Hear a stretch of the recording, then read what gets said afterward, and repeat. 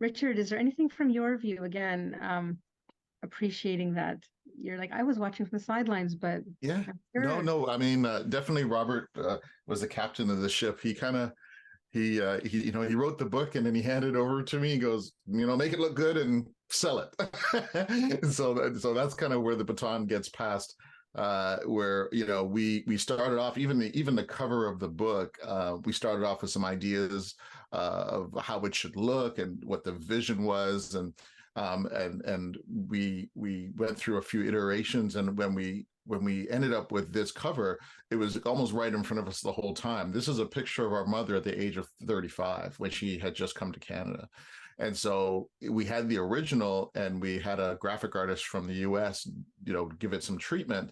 And here we are. But this was not the first cover. So the one thing I would say is that even in the creative process, just to be open that where you start may, excuse me, where you start may be very different than where you end, Hmm. and leave enough room for that flow to happen. Try not to kind of over engineer it. We ended up with this cover, and it's been received really warmly. And so that's the one thing that I would say. And in addition, just mindful of the time, is that we also produced an audiobook. And so my responsibility was to produce the entire audiobook, record all the parts. And it's almost like a live theater experience, Leena.